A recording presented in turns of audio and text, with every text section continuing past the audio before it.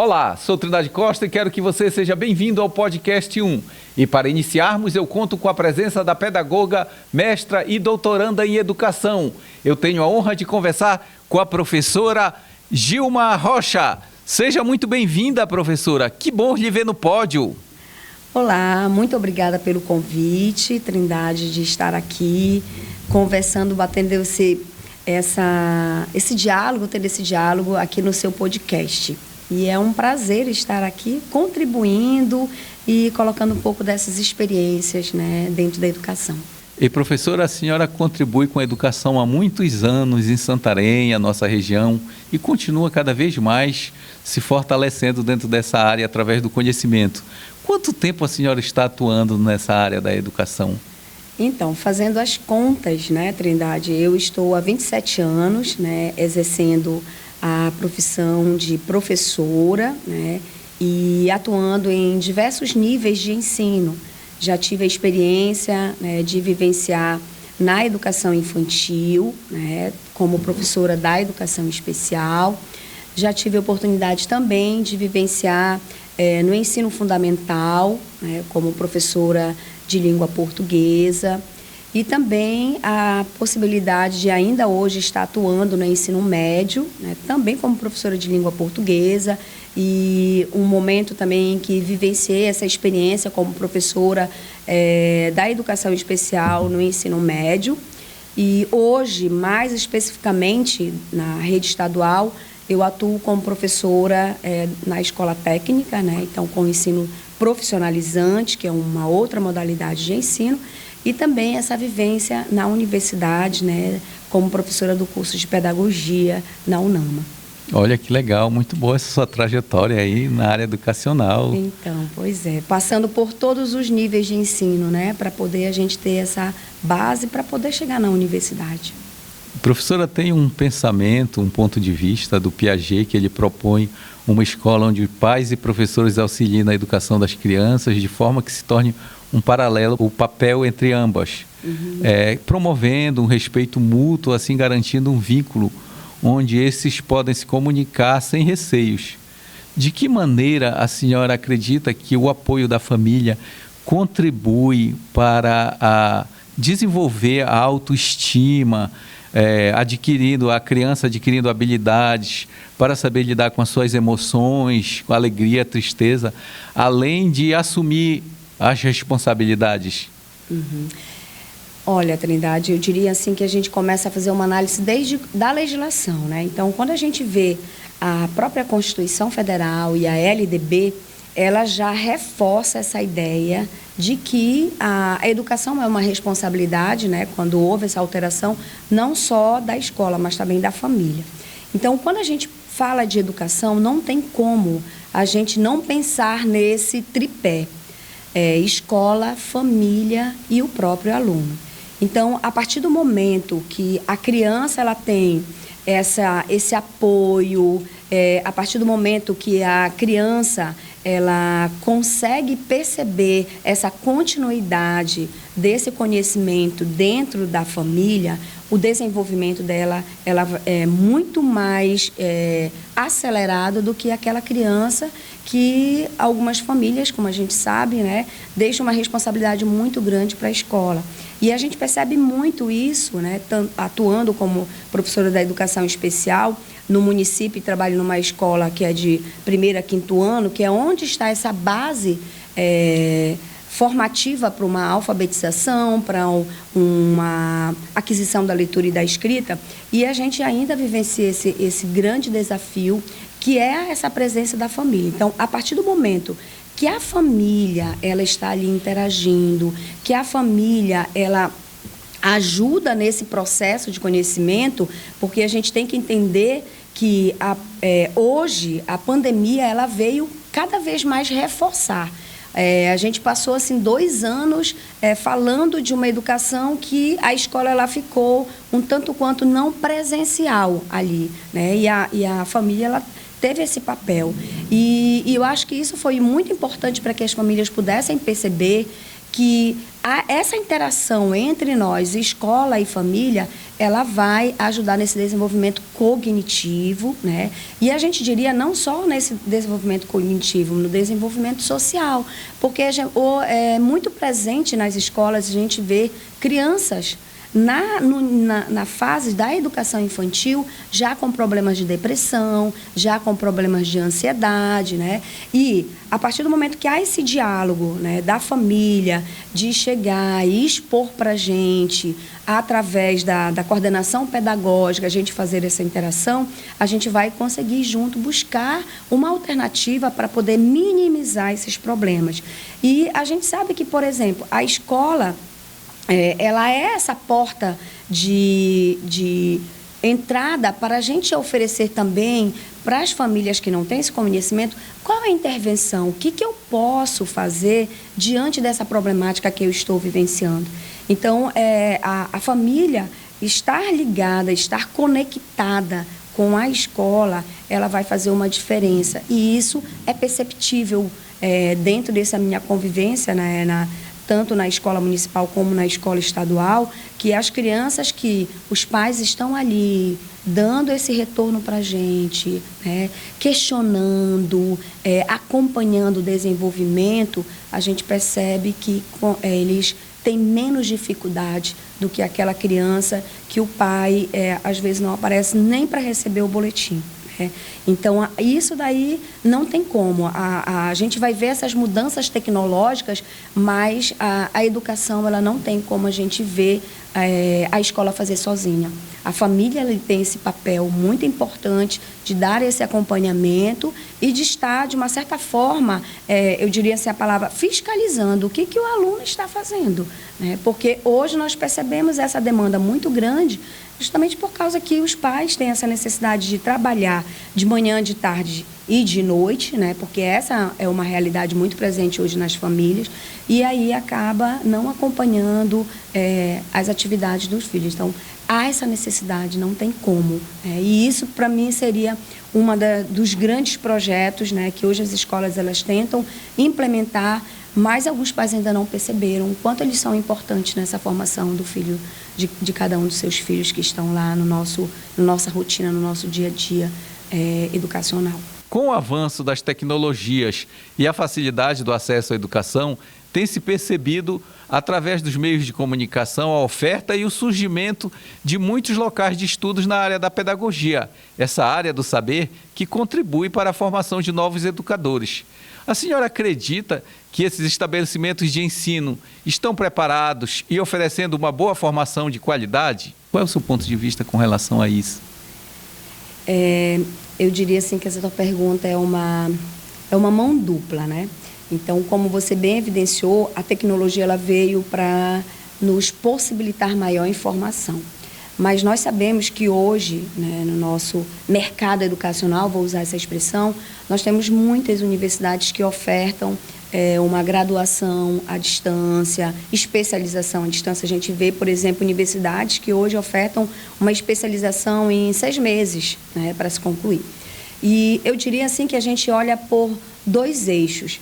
Existem as pessoas que realmente optam, né, por um ensino à distância. Eu conheço várias pessoas que não se identificaram com o ensino presencial e que conseguem administrar esse conhecimento através do ensino EAD, né? Então, a gente percebe que hoje é algo assim para uma escolha, não apenas para você ter um currículo. Quando você escolhe uma instituição EAD, só para poder você ter um currículo, aí realmente você não tem como atuar dentro do mercado de trabalho, porque a gente tem que pensar, e isso é uma fala que eu sempre digo para os meus alunos, né?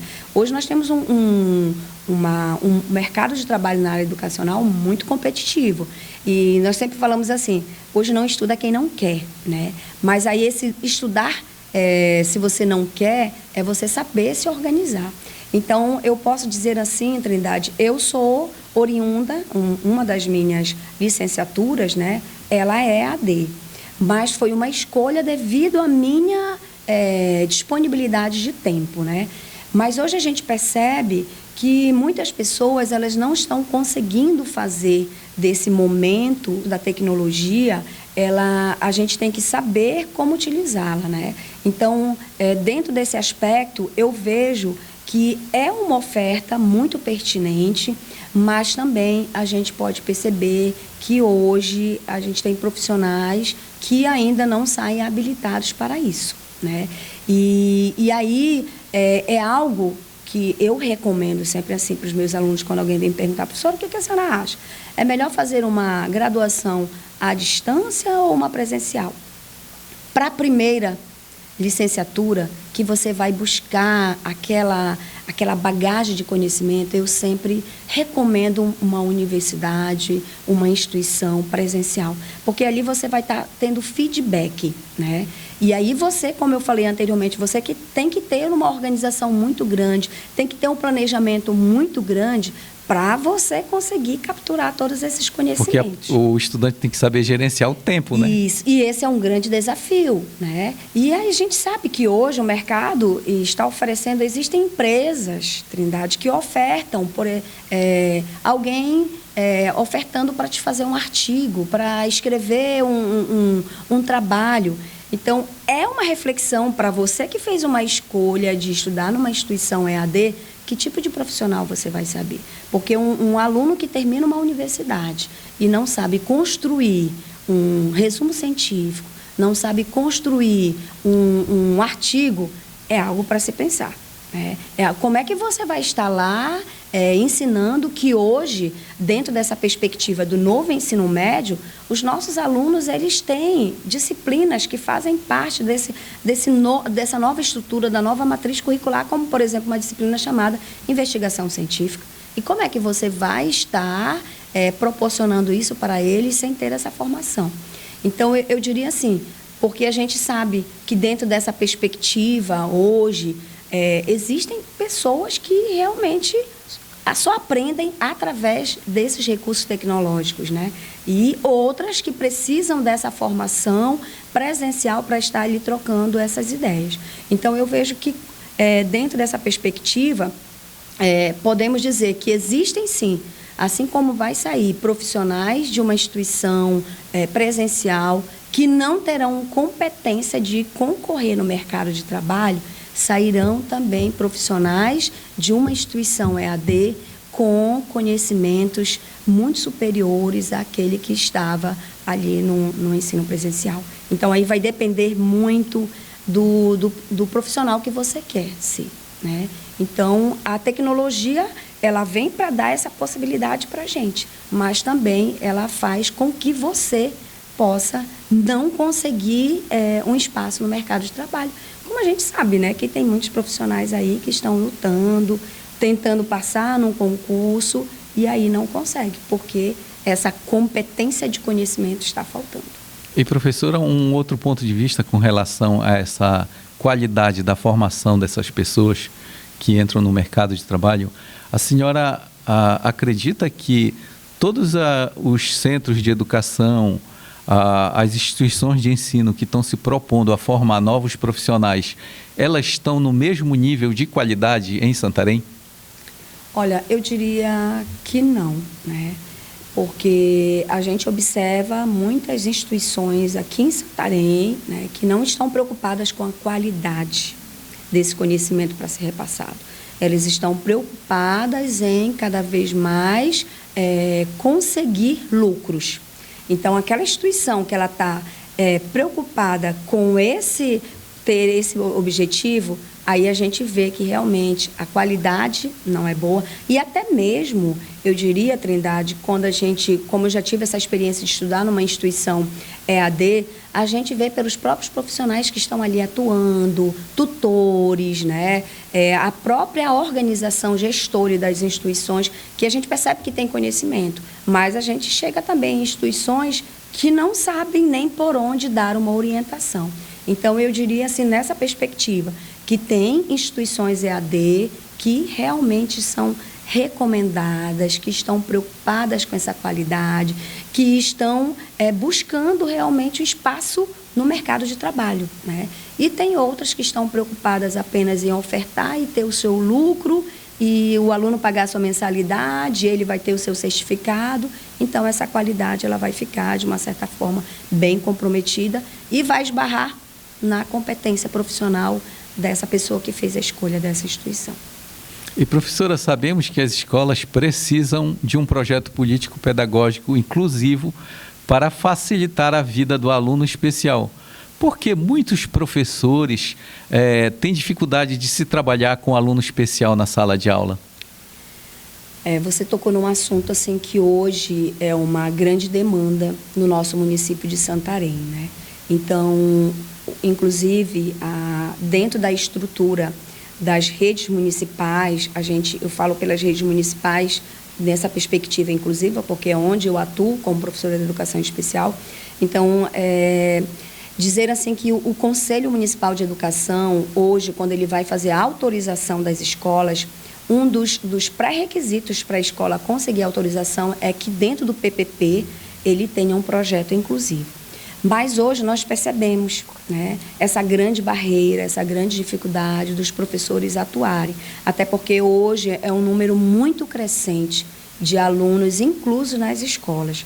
E isso eu vejo que uma das principais, eu diria assim, como a primeira aspecto a ser salientado, seria a formação, né? A formação continuada. A gente sabe que hoje o professor ele não pode parar de estudar e a cada dia são transtornos que vão surgindo e que a gente precisa estar se atualizando dentro dessa perspectiva. Quais são as características, quais são as estratégias para que eu possa atuar com aquele meu aluno. Porque o aluno incluso, ele vai solicitar do professor conhecimento acerca, né, de como se caracteriza essa deficiência ou esse transtorno. Ele vai ter que ter conhecimento sobre as metodologias, e hoje é algo assim que dentro da nossa rede municipal a gente vem salientando muito, a construção do PEI, que é o Plano Educacional Individualizado, né? Que é uma construção que ela é feita coletiva. É o professor do regular, é o professor do atendimento educacional especializado e a equipe gestora e a família. Então, ela faz parte disso. E aí, então, vejo que um dos primeiros aspectos seria mais formação para esses profissionais, né? E um outro aspecto seria também essa necessidade de interação entre o professor da educação especial, porque ali, se tem na escola o profissional da educação especial, então é ele que vai dar esse assessoramento para os professores do regular. Então, é necessário ter essa relação de parceria para que haja uma melhor proposta de intervenção juntamente com o professor do regular e o professor do AE. E eu diria ainda que é um dos aspectos que está faltando, políticas públicas. A gente ainda precisa de implementações de políticas públicas nessa área de inclusão.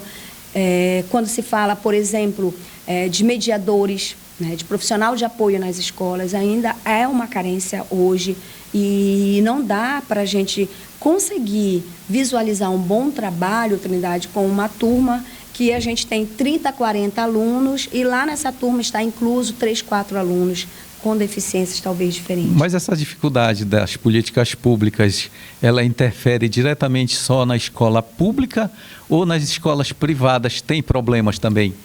Isso, as políticas públicas, elas interferem em todos os eixos, tanto o eixo público como o particular, porque a gente sabe que, por exemplo, as escolas particulares, elas também são direcionadas, no caso, por exemplo, aqui em Santarém, a gente tem um conselho municipal, tem um conselho estadual, então quem faz esse gerenciamento dessas políticas é justamente esses conselhos. Então, as escolas particulares também elas apresentam essas dificuldades, né? Apesar de que a gente vê algumas escolas já tentando se adequar a essas necessidades de políticas públicas, como, por exemplo, implantação de uma educação especial, profissionais habilitados para essa área. Então, essa política, ela vai interferir em todos esses ambientes, né? Até porque quando nós falamos de políticas públicas, ela vem lá de cima, chega no estado e chega no município, né? Então, tudo isso depende dessas questões. Então, vejo esses 3 eixos que são elementares para uma inclusão realmente de verdade. E professora, dentro desse eixo aí da questão do aluno especial, em se receber os tratamentos adequados, em saber lidar com ele dentro de um ensino, dentro de uma escola de ensino, o que é uma escola inclusiva, professora? Então, a escola inclusiva, eu diria, vou utilizar o conceito de Mantoan, né? Então, quando a gente fala inclusão, logo vem na nossa cabeça, todo mundo tem que ser igual, né? Então, a Mantoan, ela coloca que a inclusão, ela perpassa por essa convivência com a diferença, né? Então, conviver com a diferença requer da gente respeito, requer da gente empatia. Então, quando a gente fala dessa inclusão na escola, o que a gente tem que entender? A inclusão, ela requer de nós um comprometimento, né, enquanto profissionais, educadores, e esse comprometimento, ele requer da gente metodologias, adaptações que vão poder proporcionar para o aluno uma educação que tenha como principal foco essa necessidade dele, né? Então, por isso que a gente fala que Mantoan, ela vai colocar essa convivência com essa diferença. E eu diria que todos nós, dentro da educação, quando a gente fala de inclusão, é a gente entender que cada um tem um aprendizado diferente. Nós não aprendemos igual. Então, um dos aspectos que a gente observa dentro dessa perspectiva de educação inclusiva, por exemplo, é a deficiência intelectual, que a deficiência intelectual é um comprometimento cognitivo, né? Então, o que é necessário? É necessário que o aluno ele seja estimulado para que haja uma repetição, para que ele possa realmente ter esse aspecto da memorização dele estimulado. E aí nós vamos identificar que o professor, para fazer essa inclusão, ele vai necessitar desse conhecimento para poder proporcionar a esse aluno esse ensino diferenciado. Então, a educação inclusiva é um desafio muito grande. Se alguém vier me dizer assim, fazer inclusão é muito fácil, não é fácil, na verdade. Fazer educação inclusiva, ela exige da gente esse olhar empático, ele exige da gente conhecimento, a gente tem que estar estudando o tempo todo, né? E a educação inclusiva é essa diversidade, né? E ainda acrescento mais, hoje, como é um número muito grande de alunos com transtorno do espectro autista, não dá para o professor dizer assim, eu tenho um aluno com transtorno do espectro autista, já fiz meu planejamento, eu já fiz o meu PEI, agora eu vou utilizar para o mesmo aluno. Ele pode ter 3 alunos com TEA, mas cada um tem a sua diversidade, cada um tem a sua especificidade. Então, a educação inclusiva, ela exige isso, né? Então, por isso que hoje a gente percebe um grande diálogo, uma grande luta, né? Especialmente das famílias, porque a gente só vai saber quem é que está convivendo ali, né, percebendo essa necessidade. Então, essa educação inclusiva, ela perpassa por esses aspectos. Lembrando sempre que a educação inclusiva, ela é uma modalidade transversal. Então, não tem como um profissional dizer assim, eu vou trabalhar só no ensino médio porque o aluno não vai chegar lá. Não, o aluno ele vai da educação infantil até a graduação, até a pós-graduação, porque a inclusão é esse movimento em que aquela pessoa que possui essa especificidade, ela vai estar em todos os lugares. E a inclusão não é só a gente pensar na educação. A inclusão é a gente pensar também nos ambientes sociais, né? Porque o ambiente social, ele vai ter que se adaptar, né? Ele vai ter que se adequar para poder ali, todos nós, de acordo com essa diferença, estarmos ali convivendo. Professora, na educação básica ou no ensino superior, de que forma o ambiente escolar de ensino ele contribui ou afeta para uma boa formação do estudante em todas as fases da vida? Quando a gente fala assim da educação básica, a educação básica dentro dessa perspectiva da inclusão, né, a gente vai perceber que a inclusão ela proporciona esse momento do aluno perceber, né, essas diferenças dele de uma certa forma começar a ter atitudes iguais, né? E então a educação básica, o próprio nome já está evidenciando para a gente, esse momento de interação do aluno, né, com outras pessoas que não possuem essa deficiência, que não possuem essa dificuldade, e ele vai começar a perceber que esse vínculo que ele está tendo, isso vai ajudar no desenvolvimento dele, né? E eu diria assim, que hoje essa base é importante para que ele possa se autoconhecer, né? Então, quando a gente tem alunos inclusos dentro da educação básica, o que ele vai aprender? Ele vai perceber, né, se autorreconhecer, é uma das primeiras características, né, de se identificar com tal deficiência. Ele vai aprender também a perceber que a atitude dele pode ser diferenciada, então ele vai tentar se adaptar a essas outras atitudes, né? Então, havendo a mudança de comportamento. E a gente também vai perceber esse conhecimento, né, que a gente tem, que a gente sempre fala. A educação, ela vai proporcionar para eles o vínculo de estar ali interagindo, integrando com os seus pares, e a partir dessa integração com os seus pares, está havendo essa troca, né? Então, a educação básica, ela proporciona para a gente. E a própria também, a educação do ensino superior, ela também tem essa mesma perspectiva, né? De fazer com que o aluno ele possa estar ali se integrando e trocando essas experiências. Para mim, o principal aspecto, o que ele proporciona para a gente é essa troca de experiência, né? Ele se perceber, ele identificar. Como eu posso te dar um exemplo, eu tenho um aluno na educação básica que é cego. Então, assim, quando ele chegou na escola, ele ainda não conseguia se perceber como cego. E aí, a partir do momento que ele começou a interagir com os colegas dele, ele começou a perceber que ele não tinha tais habilidades, né? Então, a escola proporcionou isso para ele, né? Chegou na escola, ele não conseguia, por exemplo, identificar o que era. Se eu disser para ele assim, pega essa garrafa, bate, coloca para cima, coloca para baixo, ele não conseguia ter essa identificação. Então, a partir dessa convivência com os alunos, ele começou a perceber. E hoje, ele já tem essa sensibilidade, ele já se reconhece como uma pessoa cega. Então, aí, essa importância da educação básica e do ensino superior na vida dessas pessoas que estão inclusas. A senhora tem uma especialidade na área da neuropsicopedagogia, não é isso mesmo? Isso. Então, sendo assim, eu lhe pergunto, crianças com dificuldade na escola, onde é que está o problema?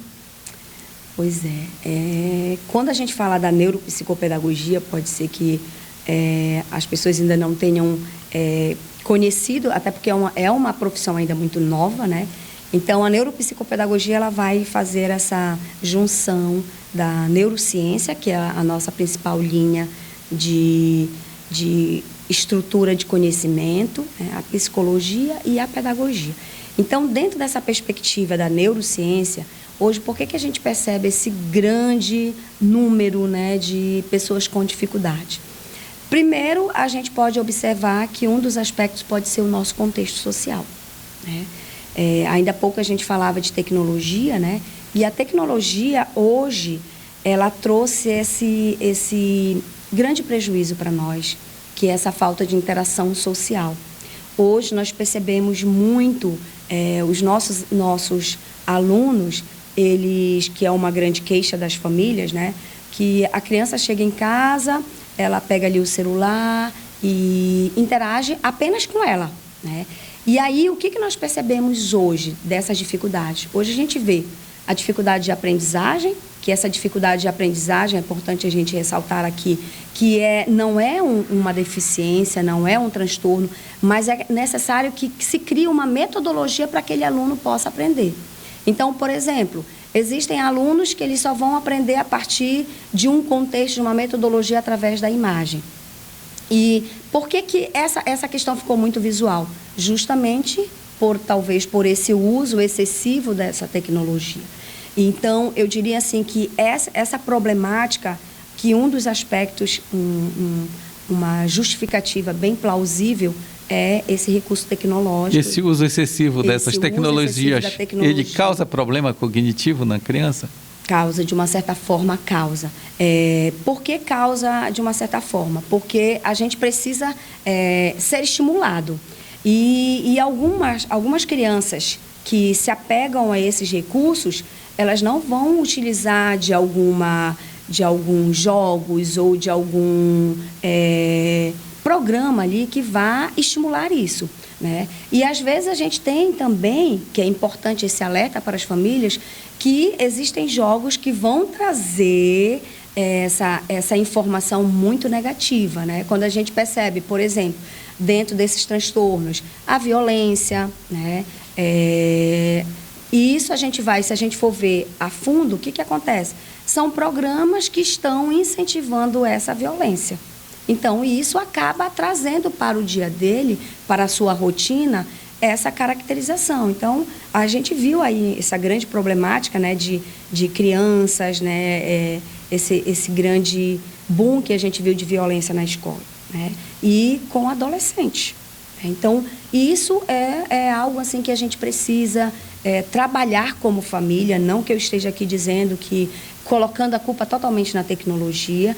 É importante essa tecnologia, mas uma tecnologia fiscalizada, que a gente possa saber o que meu filho está usando para que não venha acarretar isso. Porque esse uso excessivo pode causar o quê? Está vendo programas e ali ele coloca alguns produtos, por exemplo, que os pais ou a mãe não têm essa possibilidade, né? E aí a gente acaba incitando e vendo situações de adolescentes fazendo algo vendendo ou usufruindo de alguma coisa para poder adquirir aquele tal objeto que queria. E isso, Trindade, eu posso dizer que, vivenciando numa escola de primeiro a quinto ano, a gente vê cada história. É preocupante, né, professora? Muito preocupante, de crianças com vocabulários, né, que já se caracterizam como esse índice muito grande de violência, de agressividade, né?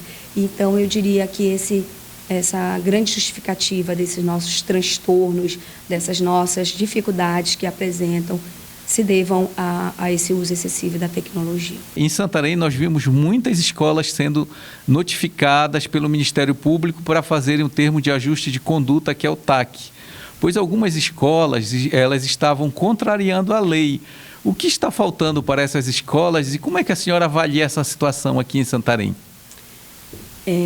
A gente percebeu muito que dentro dessa perspectiva das políticas públicas, que ainda pouco a gente falava da inclusão, né, que há essa necessidade, e essa política pública ela não é feita apenas para as escolas públicas, mas também para as escolas particulares. Então, fazendo uma análise do que está faltando, né, dentro dessas escolas particulares, justamente essa implementação, né, de alguns aspectos que são necessários para a inclusão, como, por exemplo, profissionais, né, especializados na área da inclusão para atuar com esses alunos com transtornos ou com deficiência, né? A gente sabe que algumas escolas, por exemplo, ainda não tinham esse profissional. E aí o Ministério Público, por reivindicação das famílias, né, que vale ressaltar que o TAC ela foi uma luta, né, das famílias que já estavam, de uma certa forma, sofridas diante dessa situação de atitudes não inclusivas nas escolas. Então, solicitaram esse apoio do Ministério Público. E, além desses profissionais, a gente percebe, não tão diferente lá das escolas públicas, também essa formação para os professores, né? Porque a gente tem inúmeras deficiências, Trindade, e essas deficiências requerem da gente esse conhecimento. E, além do mais, nós podemos perceber que as escolas particulares, de uma certa forma, hoje, né, dentro dessa perspectiva, elas também precisam fazer algumas adequações, né, às vezes até mesmo arquitetônica, né, que a gente fala, que são as estruturas físicas, e a gente precisa também que sejam supridas essas barreiras atitudinais, né? Então, dentro dessa perspectiva do TAC, uma das principais cobranças era esse planejamento pedagógico, que os professores das escolas particulares pudessem adaptar-se dentro desse contexto de conteúdo. Se há uma necessidade de uma adaptação de uma prova, é necessário que faça essa adaptação dessa prova. Se há uma necessidade de um planejamento diferenciado, que haja essa adaptação. Então, um dos aspectos que a gente percebe, né, que eu vejo que a partir do momento que houve o TAC, já havia algumas escolas se adaptando a essa necessidade de inclusão. Hoje a gente já vê uma equipe de profissionais, né, porque a educação inclusiva, ela exige esses profissionais, não só o pedagogo, não só o especialista em educação especial, mas até mesmo hoje as escolas já têm um profissional de psicologia que está ali atuando. E também havia essa necessidade de uma equipe multidisciplinar para fazer o estudo de caso, para fazer as avaliações quando há uma suspeita, né, desse aluno que pode ser um público da educação especial. Então, há essa necessidade, né, de algumas escolas que hoje ainda não fizeram essa adaptação. Então, especialmente, são profissionais habilitados e práticas inclusivas que venham fazer com que haja um ensino adequado às especificidades desses alunos. Muito bem. Tomara que todo esse pedido aí do Ministério Público, eles consigam ser aplicados, as escolas consigam fazer a sua parte, né? Para contribuir para a melhor formação dessas crianças, né? Para que elas tenham um melhor aprendizado e se conclua ali naquela escola um conhecimento mais adequado para cada criança, né, professora? Tomara que isso aconteça. E com certeza, Trindade, isso cada vez mais a gente percebe essa realidade presente nas escolas, como eu evidenciei. Porque hoje as famílias, elas têm muito mais conhecimento. Então, a partir do momento que tem mais conhecimento, as cobranças serão maiores, né? Então, é muito perceptível hoje essas escolas particulares já estarem cumprindo, até porque como foi um TAC, né? Então elas tinham um prazo para cumprir com essas determinações solicitadas. E isso não vai trazer apenas benefício só para esses alunos, mas para todos os alunos, porque é uma qualidade de ensino que se busca, né? Então, todas as famílias, não só numa escola particular, mas numa escola pública, essas são as necessidades básicas, né, para uma mudança de conhecimento, para uma mudança de uma sociedade, que é a partir da educação. Que bom. Professora, teve um período que a senhora assumiu a coordenação da educação especial no município de Santarém. Qual foi o seu maior legado e o seu maior desafio, digamos, dentro desse setor?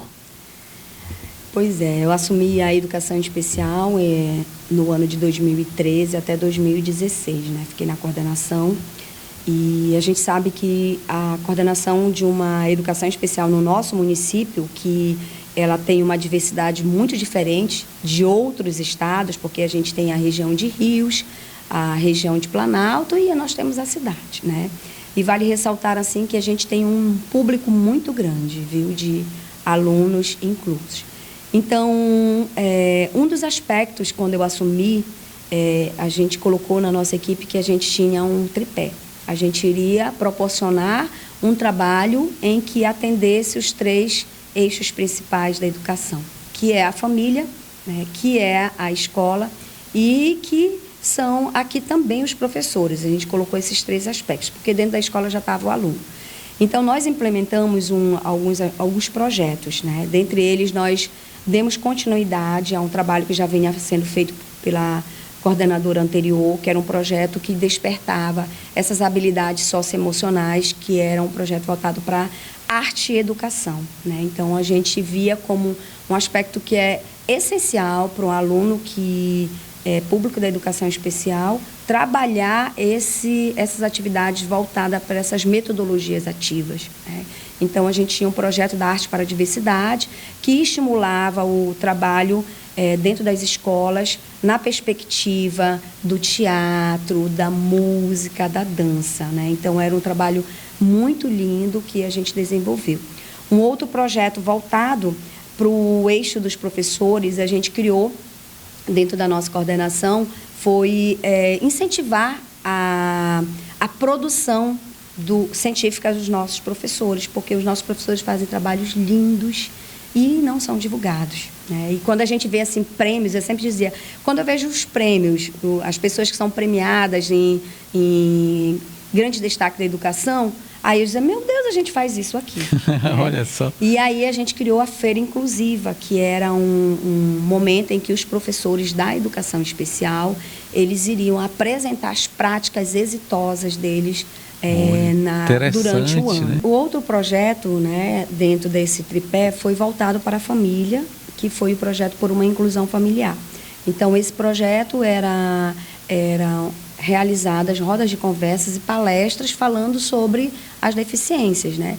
E um dos aspectos muito interessantes nesse projeto, quando a gente realizava, era essa roda de conversas, as trocas de vivências, de experiências, em que o pai, ele, quando ouvia as demandas, as queixas do outro colega, ele percebia que aquele desafio não era só dele. O problema maior não era só dele. Que ele não tinha o problema maior, né? Que existiam outras pessoas com problemas bem maiores. Então, isso foi um grande aprendizado para nós, porque isso possibilitou para nós essa interação com as famílias, porque falar de inclusão, a gente tem que ter essa família próxima da gente, né? E isso trouxe para a gente esse conhecimento da realidade de um pouco dos nossos alunos. E um dos grandes projetos, né, que a gente destaca foi a criação do projeto EJA Inclusiva. Então, nós sabemos que existe uma evasão não, seria uma defasagem de idade séria do público da educação especial, né, devido às suas diversidades. Então, a gente, por exemplo, tinha alunos que estavam lá no 9º ano e já tinha 20 anos, né? Então, a perspectiva não era de segregar, o projeto era EJA Inclusiva. Sim. EJA porque já estavam além da idade que é estabelecida pela LDB para eles estarem. Mas nós sabemos que na educação especial isso não tem validade assim, para determinar. Ele não pode mais ficar ali, tem que estudar à noite. E aí a gente criou esse projeto EJA Inclusiva, e esse projeto a gente fez uma verificação em todas as escolas onde tinha esses alunos que estavam... eles tinham uma certa dificuldade, porque, imagina só, um aluno que tem 14 anos está ali no 5º ano. A gente sempre ressalta que o aluno público da educação especial, ele tem um comprometimento ou cognitivo ou comportamental, mas o desenvolvimento dele físico é igual ao dos outros, igual dos alunos que não têm deficiência. Então, para ele, incomoda ele estar com 14 anos ali com alunos que estão com 10, com 9, com 11 anos. Então, isso ali faz com que haja, de uma certa forma, empecilhos no seu desenvolvimento intelectual. Então, essas turmas elas tinham um número bem mais reduzido, era no máximo 15 alunos que tinham nessa turma, e não era só aluno público da educação especial. A gente tinha alunos que não possuíam nenhuma deficiência. Qual era o diferencial, Trindade? É que a gente trabalhava com projetos. Então, por exemplo, eu, quando estava na coordenação, não fazia parte como professora. Quando terminou a minha função de coordenadora, o projeto ainda continuou, né, por um ano, e eu fui ser professora de língua portuguesa, porque a minha formação também é em língua portuguesa.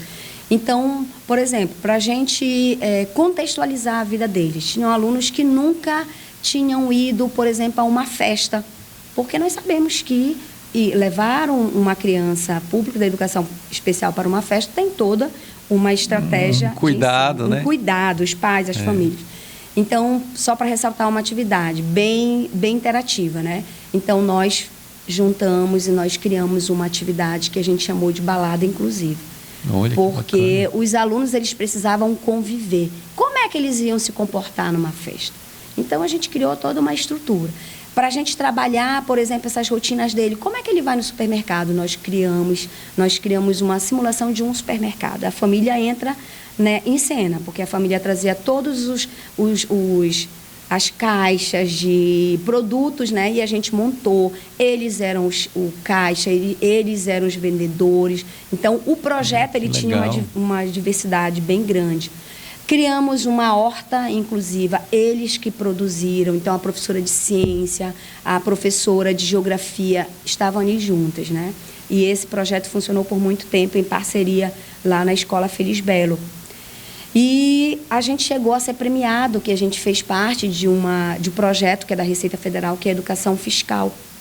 E nós concorremos, né?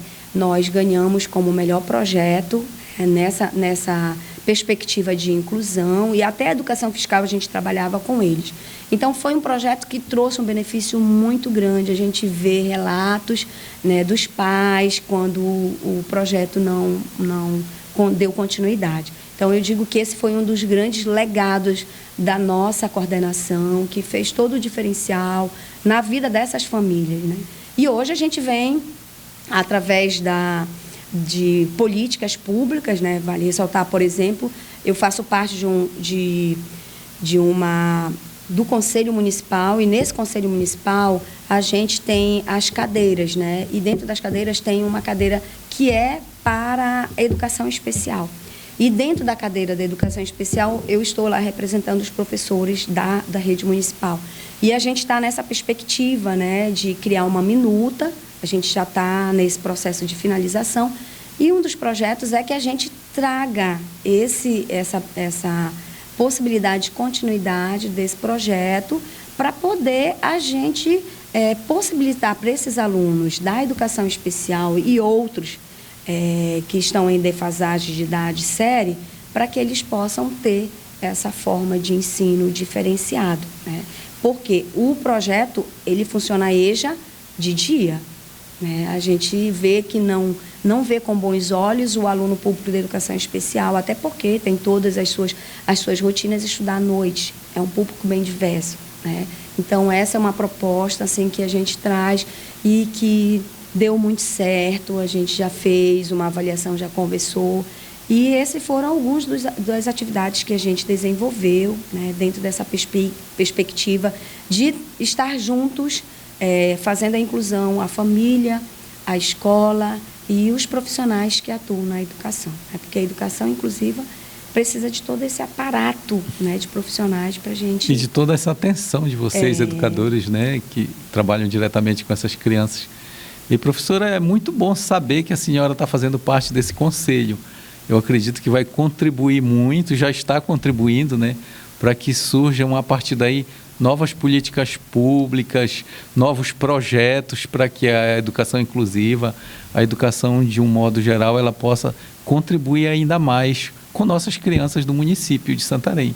Gostaria que a senhora deixasse uma mensagem sobre a importância da educação, tanto inclusiva quanto a educação especial. A mensagem que a gente deixa aqui, dentro dessa perspectiva da inclusão, que é necessário que a gente tenha dois comportamentos, né? Duas atitudes. A atitude de perceber que a inclusão ela acontece a partir do momento em que a gente identifica que cada um tem uma maneira de pensar, uma maneira de ver, que cada um tem uma diferença, né? E o segundo aspecto é a empatia, porque a empatia é a gente se colocar no lugar do outro. E esse aspecto é tão importante que é evidenciado hoje na BNCC. É um dos aspectos para ser trabalhado nessas habilidades socioemocionais. Então, eu vejo que, a partir do momento que a gente tenha essas duas atitudes, a inclusão ela vai acontecer. Porque nós vamos perceber que é necessário um trabalho coletivo, que é necessário a parceria da família, da escola, que é necessário também a gente dar informação para as famílias, para que elas possam lutar pelos seus direitos e para que mais políticas públicas sejam implementadas a partir dessa solicitação, não só da família, mas de toda a educação, né? Então, essa seria uma mensagem que eu deixo para a gente. A inclusão, ela acontece a partir desses dois princípios, da empatia e da percepção da diferença de cada um de nós, seres humanos. Professora, muito obrigado. Foi uma satisfação muito grande contar com a sua presença aqui. Essa foi a professora Gilma Rocha no Pódio.